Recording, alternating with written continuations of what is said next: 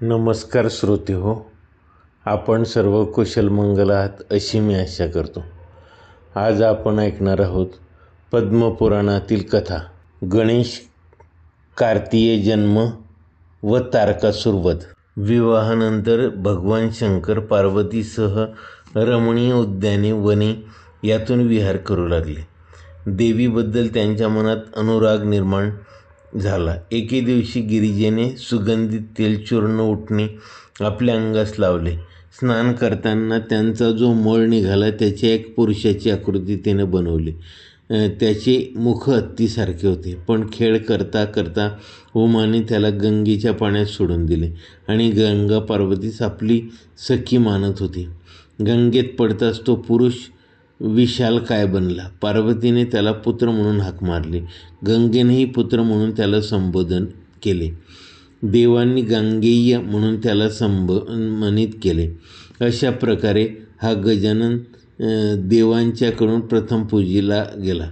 ब्रह्मदेवाने त्याला गणाचे अधिपत्य प्रदान केले. त्यानंतर देवी पार्वतीने खेळात एक वृक्ष बनवला. त्यालाच अशोकाचा एक सुंदर अंकुर फुटला. सुंदर मुखाच्या पार्वतीने त्याचा मंगल संस्कार केला. तेव्हा तिला इंद्राचा पुरोहित बृहस्पती अगदी ब्राह्मणांनी विचारले, देवी, असे वृक्षाचे डहाळे लावून काय फायदा? हर्षित होऊन पार्वती म्हणाली, ज्या गावात जलाचा अभाव आहे अशा गावात जो एक विहीर बनवतो तो त्या जलाचे बिंदू इतकी वर्ष स्वर्गात निवास करतो. 10 विहिरीचे समान एक मोठी विहीर, 10 मोठ्या विहिरी एवढे एक सरोवर, 10 सरोवरा एवढी एक कन्या, 10 कन्या एवढे एक वृक्ष लावण्याचं पुण्यफल आहे. बृहस्पती आदी ब्राह्मण तिला प्रणाम करून निघून गेले. ते गेल्यानंतर भगवान शंकर पार्वती बरोबर आपल्या भवनात आले. त्यांचे भवन मोठे सुंदर होते. गोपुरे चांगलीच उंच होती. वेलीवर पुष्पमाला चढवल्या होत्या. सर्वत्र सोने लावले होते. महालात सर्वत्र फुले पसरली होती. त्यांच्या गंधाने उन्मत्त बनून भ्रमर गोंजाराव करीत होते. अशा या भवनात शंकर व पार्वती यांनी 1000 वर्षापर्यंत निवास केला. तेव्हा देवांनी उतावळेपणाने तपास करण्यासाठी अग्नीस पाठवले. अग्नीने पोपटाचे रूप धारण करून एका झरोक्यातून पार्वतीच्या मंदिरात प्रवेश केला. तेथे मंचकावर शंकर पार्वती सहज झोपले होते. देवी पार्वती शय्यावरून उठली व कुतूहलाने सुवर्णकमळांनी भरलेल्या सरोवरकाठी आली. तेथे पाहून तिने जलविहार केला. सख्यांसह किनाऱ्यावर बसून तिने त्या स्वादिष्ट जलाचे पान करण्याची इच्छा केली. एवढ्यात सूर्याप्रमाणे तेजस्वी अशा 6 कृत्तिका तिने पाहिल्या. त्या कमलाच्या पानात सरोवराचे जल भरून निघाल्या होत्या. त्यांना पार्वती म्हणाली, देवींनो, कमलपत्रात भरलेले जल मी पाहू. देवी, एका शर्तीवर आम्ही तुला हे जल देऊ. तुझ्या गर्भातून जो पुत्र जन्मास येईल तो आमचा पुत्र मानला जाईल. आमच्यातील मातृभाव पाहून तो आमचा रक्षक होईल. तो पुत्र 3 लोकात विख्यात होईल.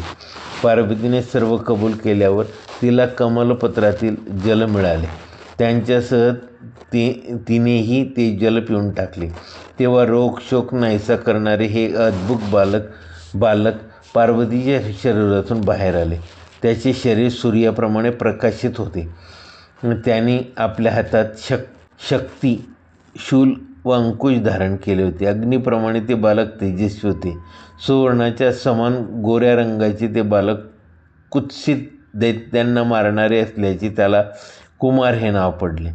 कृत्तिकांनी दिलेल्या जलाच्या स्वभावाने हे झाले असल्याने तिला 6 शाखांप्रमाणे विशाल, षण्मुख, स्कंद, षडानन, कार्तिकेय आदी नामांनी हे विख्यात झाले. ब्रह्मा, विष्णू, इंद्र, सूर्य आदी सर्व देवांनी चंदनमाला, सुंदर धूप, खेळणी, छत्र, चौरी, भूषण, अंगराग यांनी त्याला विभूषित केले व त्याची स्थापना केली. सेनापती पदावर केली. भगवान विष्णूंनी सर्व प्रकारची आयुधे त्याला दिली. धनारक्ष कुबेराने 10 लाखाची यक्षाची सेना त्याला दिली. अग्नीने तेज दिले, वायूने वाहन दिले, सूर्याप्रमाणे तेजस्वी या स्कंदात सर्व प्रकारची मदत झाली. देवांनी त्यांच्यासमोर गुडघे टेकून त्याची स्तुती केली. तेव्हा कुमार म्हणाला, देवांनो, शांत होऊन सांगा की तुमची कोणती सेवा करू. कुमार तारक नावाचा एक प्रसिद्ध दैत्यराज आहे. तो संपूर्ण देवकुलात अंत करायला प्रवृत्त झाला आहे. तो मोठा बलवान, अजेय, तीक्ष्ण स्वभावाचा, दुराचारी, क्रोधी आहे. आपण त्या दैत्याचा वध करावा. तथास्तु म्हणून कुमार तारकाचा वध करण्यासाठी देवीच्या मागून निघाला. देव त्यांची स्तुती करीत होते. देव युद्ध करण्यासाठी येत आहे हे तारकासुर इंद्राच्या दूतांकडून समजले. एवढ्यात त्याला बंदीजनांनी गायलेले एक यशोगान ऐकू आले. त्या गाण्यात होते, महासेना तुझा जय होईल, तुझ्या मस्तकाच्या चंचल शिखा मोठ्या शोभून दिसतात, तुझी कांती नूतन व निर्मळ कमलदलाप्रमाणे मनोरम आहे, तू दैत्य वंशासाठी दुस्सह दालना समान आहेस. प्रभू विशाखा तुला जय असो. 3ही लोकातील लोक शमन करणाऱ्या 7 दिवसाच्या बालका तुझा जय असो. दैत्य विनाशी स्कंदा तुझा जय असो. हा जयघोष ऐकून तारकासुरात ब्रह्मदेवाच्या वचनाचे स्मरण झाले. बालकाच्या हातून आपला वध होणार आहे असे समजून तारक शोकाकुल झाला. तो आपल्या महालाच्या बाहेर पडला. कालनेमी आदी दैत्यही भीतीने कष्टी झाले. तारकाने कुमाराच्या समोर येऊन म्हटले, बालक, तू काय युद्ध करणार? जा, चेंडू खेळत बैस ना. तुझ्यावर ही युद्धाचे काम सोपवून फार मोठा अन्याय झाला आहे. तू अजून कोवळा बच्चा आहेस, अल्पज्ञ आहेस. तारका, इथं अधिक बुद्धी चालवून शास्त्रार्थ नाही करायचा. भयंकर संग्रामात शास्त्रांनीच काम होतं. तू माझी शिशु समजून अवहेलना करू नकोस. सापाचा लहानसा बच्चाही मृत्यूस कारण होतो. प्रभातकालच्या सूर्याकडे पाहणंही कठीण असतं. मी बालक असलो तरी दुर्जय आहे. माझा पराभव करणं कठीण आहे. दैत्या लहानशा अक्षराच्या मंत्रात अद्भुत शक्ती दिसत नाही. इतके म्हणून कुमार स्तब्ध झाला.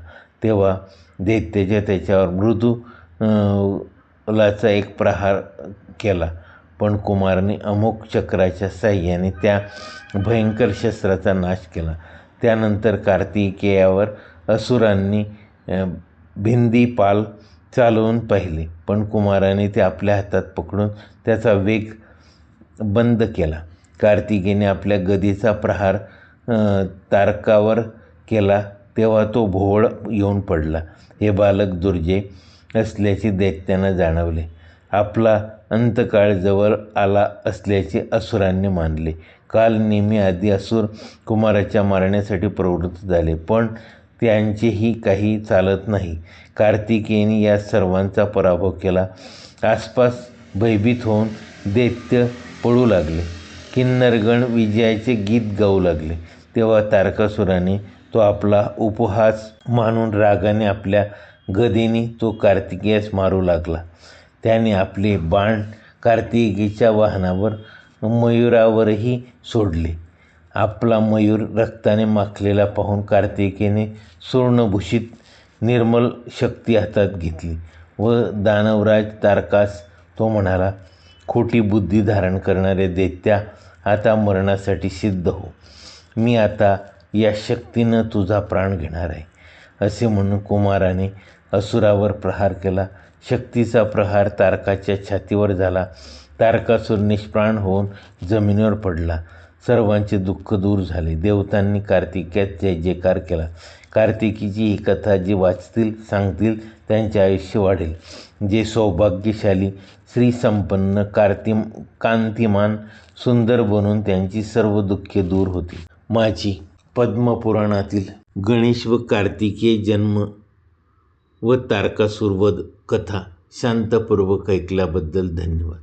माझ्या या कथेला लाईक व चॅनलला सबस्क्राईब करायला विसरू नका. धन्यवाद.